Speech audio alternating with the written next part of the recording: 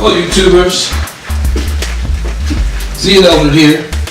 I was inspired today. Yesterday there was a message that I noticed from a guy who visited the channel. He was Harry, and Harry wanted to know if I could send him a picture of my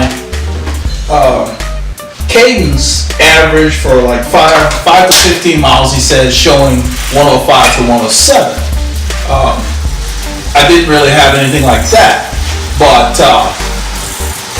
when I read the message at first, I tried to read between the lines to see what Harry was getting on, what his point he was trying to make. So my initial reply was like clarifying the video that his comment had been on for that mashing versus spinning, and it started off a little on the wrong foot, but actually ended up being a very good conversation, and that's why you have to have an open mind in life. And he ended up having a lot of knowledge, so we sent messages back and forth, and he actually inspired me to do this video today. So this is really something that spun off of the conversation with Harry, and this video focuses on what is speed really, and I want to specify by just demonstrating that really the definition of speed is cadence maintained for a distance, and that's where I got that. I mean, I already knew that meaning, but I'm relating it to the conversation with Harry because he made a point. And I guess I wasn't clear in the video he was watching. And so his point was, show me where you maintain 105 for 5 to 15 miles. Harry's point was, show me your speed. Okay, so I decided to make this video for the channel, letting you guys know that if you want to get fast, you've got to increase your cadence. There's no other way around it. I mean, you can be the strongest rider out there, but if your top cadence is only 80 RPMs, even if you're in an 11, all you can do is 80 RPMs.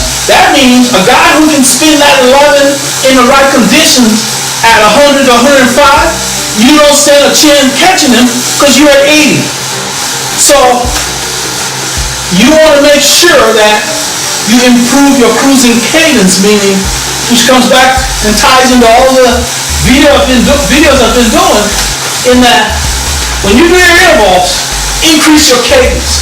Because even if you're riding today, say most of the time when you glance, because when I'm riding, I just glance. I have a few fields, I put cadence on there, I've got like a timer, a lap timer and different things on my Garmin, and I look at grade and so forth. So whatever you have on there, speed is really not, whatever speed is displayed is controlled by the environment. You can be going hard uphill and doing 11, 12 miles an hour. Doesn't mean you're not going hard, but it means that with the gradients or the wind, the speed is down. So you can't do it by speed.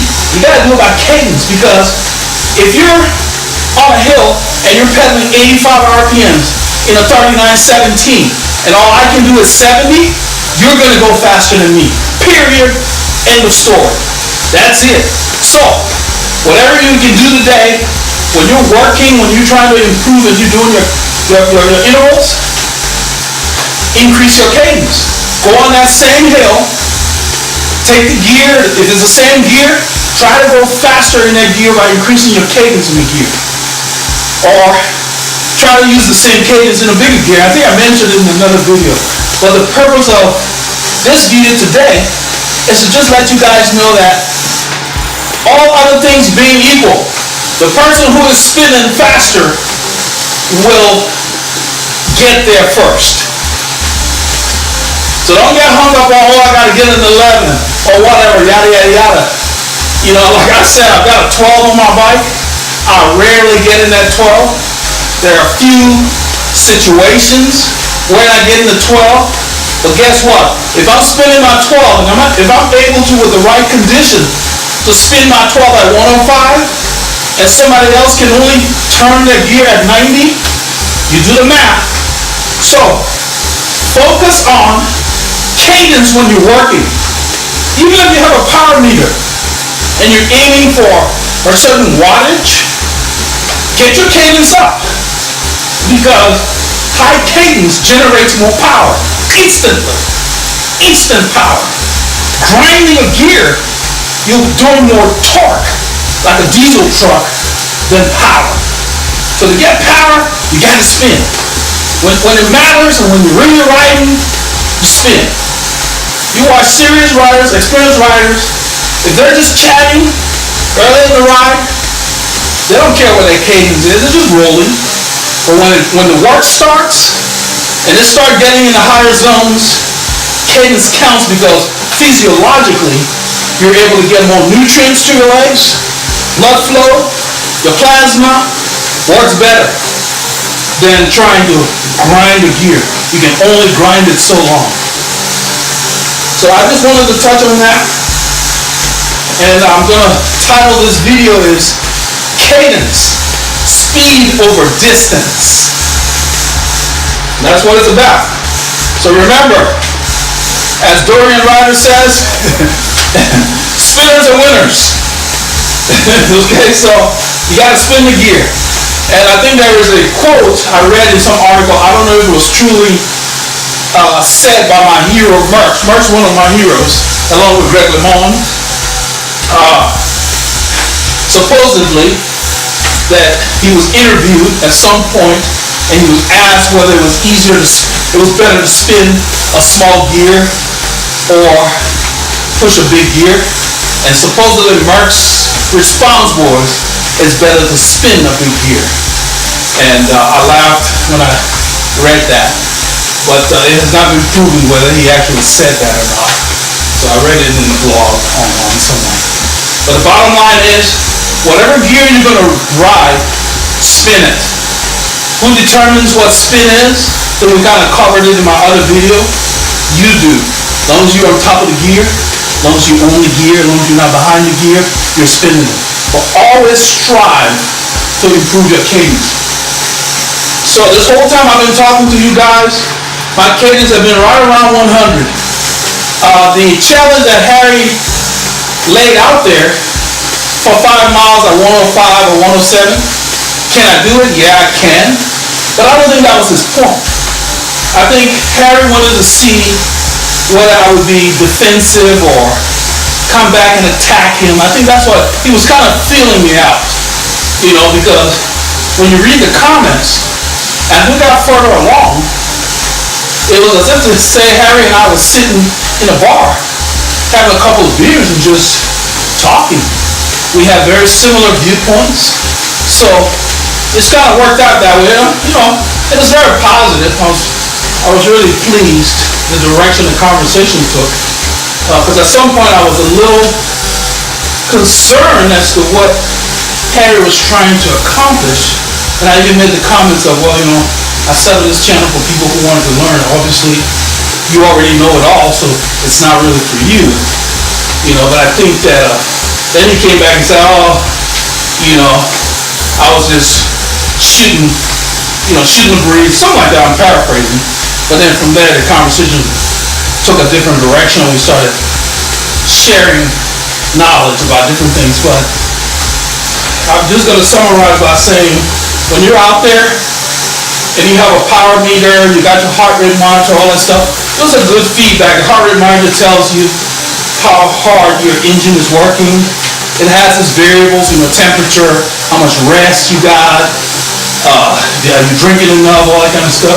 Power meter is more accurate in that 300 watts, 200 watts, 100 watts is 100 watts. It doesn't matter whether you're tired, fresh, 100 watts, 100 watts.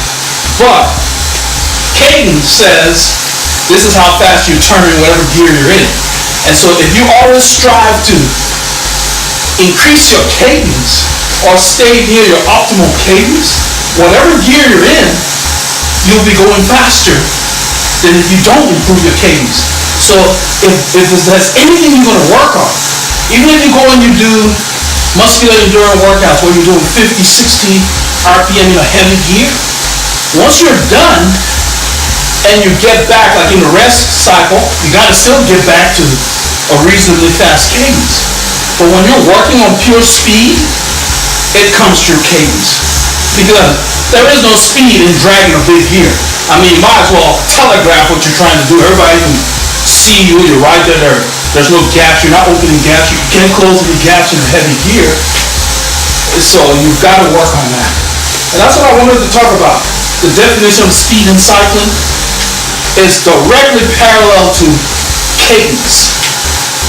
You generate your speed by maintaining a cadence over time. So, I don't think Harry meant that I couldn't necessarily hold 105, but I think he thought I said that was my average cadence. Yeah, you can average 100 RPMs, I mean, if that's your goal for the day, but the point, I guess, like Harry was in his question was, how long are you going to be holding 100 RPMs for? I mean, if I'm riding the areas I ride in, on a flat road, yeah, I'm 105, 107, but when I come to a hill, depending on what I want to do with the hill, a lot of times, I'll let my cadence drop, get in a bigger gear. I may stand for a short time, because that's just a rhythm. I mean, I ride by feel. I don't let the computers dictate what I do. So, even though I can do that, what would be the point? What would that prove? When I'm riding hard, yes, my cadence stays there. So, if that were a goal for me, what I'd probably do is get there, do a lap timer, keep it there for as long as the conditions would allow me. But actually, I could probably do it easier indoor than on the road because I don't have the interruptions indoor. The trainers, believe it or not, give you a great workout because they're relentless. There's not a whole lot of coasting going on with a trainer. There are no stop signs, so you get a really good workout. Quite a bit of my training is aided with this particular trainer I'm on because they have a very good road feel. So being on the road, it's nice to get out there. There's different sensations being on the road versus on a trainer.